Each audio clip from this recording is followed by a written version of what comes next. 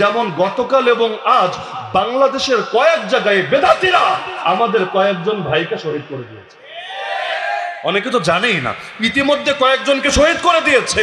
আপনাদের ব্রাহ্মণবাড়িয়ার গাজী ইয়াকুব ওসমানী সাহেবের গাড়িতে পর্যন্ত হামলা চালিয়েছে, মানে ক্ষোভটা ব্যক্তির উপর ঝাড়তে না পেরে গাড়ির উপর দিয়ে ঝেড়েছে। আর অনেক জায়গায় গাড়িটারই না, আরে ব্যক্তিরা পর্যন্ত মেরে ফেলেছে। তাহলে এই যে তারা এসে মেরেছে, আগামীতে হয়তো সুযোগ পেলে আরো অনেকের মারবে। মাত্র তো শুরু। পৃথিবীর বহু দেশে নজির আছে। এক পাকিস্তানের দিকেই তাকান না, ৭১-এর আগে তো বাংলাদেশে ছিল পাকিস্তান। পাকিস্তানের অধিকাংশ বড় বড় আলেমের নামের আগে দেখবেন শহীদ শহীদ শহীদ। কিসের জন্য? কে মারলো? কিভাবে শহীদ? নাস্তিক মেরেছে? না। তাহলে আমেরিকা এসে মেরেছে? না, তাও না। কে মেরেছে?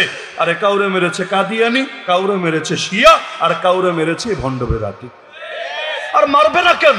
ওরা তো ওদের মানুষদেরকে, মুরিদদেরকে সারা জীবন এটাই বোঝায়, এরা গোস্তাখে রাসূল, এরা দুশমনের রাসূল, এরা আহলে বাইতের দুশমন, এরা পাক পাঞ্জাতনের দুশমন, এরা ইসলামের শত্রু, এরা ইসলামের প্রতি সবচাইতে বড় বাধা। তো সারা জীবন যখন এভাবে মানুষকে ফুসলাবে, উস্কাবে, তাদেরকে ইন্ধন দিতে থাকবে, মানুষ তো ভাববে আরে কাফের মাইরা লাভ নাই, মুশরিক মাইরা লাভ নাই, নাস্তিক মাইরা লাভ নাই, আগে এগুলোরে মারতে হবে। কারণ নবীর দুশমন যারা, তারা পৃথিবীতে কিভাবে বেঁচে থাকার অধিকার রাখে।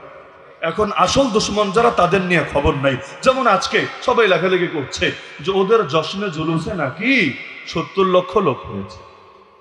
দেখেন নাই আপনারা? ৭০ লক্ষ। গত বছর মনে হয় ১ কোটিও দাবি করেছিল।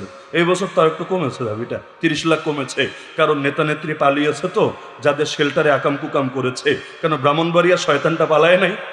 কে কষ্ট পাচ্ছেন নাকি? ব্রাহ্মণবাড়িয়া শয়তানটা পালায় নাই? ওই শয়তানের কাঁধে ভর করে যারা মাস্তানি করতো, গুন্ডামি করতো, এমনকি আমাদের নাম নিয়ে পর্যন্ত হুমকি ধমকি ছুটতো, ওরা অনেকে পালায় নাই। তো এই কারণে ধরলাম যে ৩০ লাখ কমে ৭০ লাখ এসেছে, ভালো কথা। যদিও এই দাবির বাস্তবতাকে আল্লাহ ভালো জানে। ইজতেমার মাঠ কত বড়, ঢাকা গিয়ে চেক দিয়ে না আপনারা, শুরু কই শেষ কই, পুরোটা হাঁটতে কত সময় লাগে। লেকিন ইজতেমায় কত লোক হয়, পত্রিকা খুললে দেখবেন ৫ লাখ, ৬ লাখ, ৭ লাখ। এটাই গর্বের সাথে প্রচার করা হয় যে এই বছর ৭ লাখ লোক এসেছে। এত বিশাল মাঠ, হাঁটতে হাঁটতে পা ব্যথা হয়ে যায়, মাঠ শেষ হতে চায় না। ওখানে থেকে ৭ লাখ, আর ওদের কি এক চিপা গল্লি আছে রে বাবা, ওখানে আইসা জড়ো হয়ে যায় ৭০ লাখ। তাহলে বাকিটি কি জিন না ফেরেশতা? আল্লাহ ভালো যায়।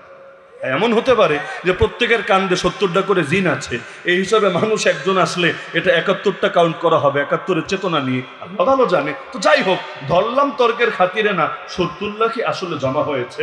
তো গর্ব করা দরকার যে আশেকের রাসূল ৭০ লাখ এসেছে। আরে যেখানে ওরা গর্বের সাথে বলে ২২,০০০ ইয়াজিদি লাগবে না, আরে ৭০ জন হুসাইনি হলেই চলবে, ২২,০০০ ইয়াজিদি দিয়ে কি হবে, গর্বের সাথে বলে।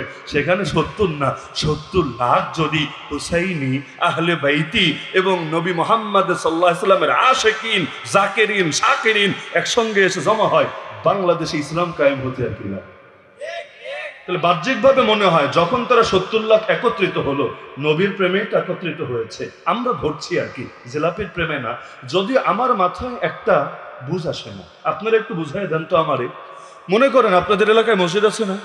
ঘাটুরা মসজিদের কথা বলছি না, যে কোনো এক মসজিদ মনে করে। মসজিদের মধ্যে এক শুক্রবার এলান দেওয়া হবে, সুন্নতের পর সবাই বসবেন, মিলাদ শরীফ আছে। মনে করেন সবাই মিলে বসলো, বসার পরে হুজুর জিকির আজকার করলো, তেলাওয়াত করলো, দুরূদ পড়লো, দোয়া করলো। এরপর বললো যান সবাই বাড়ি চলে যান। কিন্তু কোনো ঠোঙ্গা খোলা হলো না, কোনো প্যাকেট থেকে বের করে হাতে কিছু দেওয়া হলো না, খালি হাতে বাড়ি পাঠিয়ে দেওয়া হলো। এভাবে ১ সপ্তাহ গেল, ২ সপ্তাহ গেল, ৩ সপ্তাহ গেল। আচ্ছা, চতুর্থ সপ্তাহে আমারে বলেন, যদি বলে মিলাদ শরীফ আছে, সবাই বসবেন, সবাই বসবে না? সবাই বসবে না নাকি অধিকাংশ ভাগবে? আমাকে আপনাদের দুনিয়ার বাস্তবতাটাই বলেন, আমি মঙ্গল গ্রহের কেচ্ছা শুনতে যাচ্ছি না।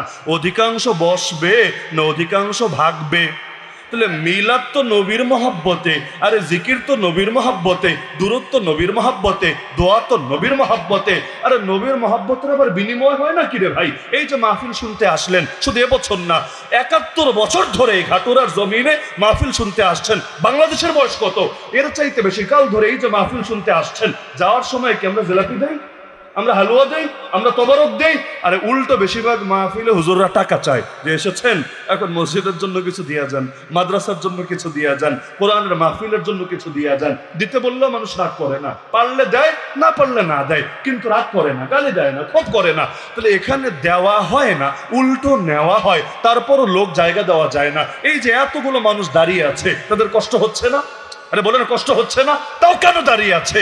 দাঁড়িয়ে আছে খাওয়ার লোভে, দাঁড়িয়ে আছে খাওয়ার লোভে, দাঁড়িয়ে আছে আল্লাহর মহাব্বতে, নবীর মহাব্বতে। তো মহাব্বত জিনিসটাই তো এমন রে ভাই, এর বিনিময় হয় না, টাকা দিয়ে কেনা যায় না, এটার কোনো মূল্য দেওয়া যায় না।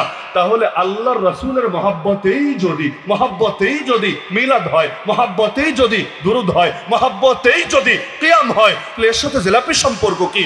জিলাপি দিলেও আছি, জিলাপি না দিলেও আছে। তো যখন দেখি জিলাপি দিলে আছি, জিলাপি না দিলে নাই, তখন তো দিলে খটকা জাগেই। আসলে কি আশেকে নবী না আশেকে জিলাপি?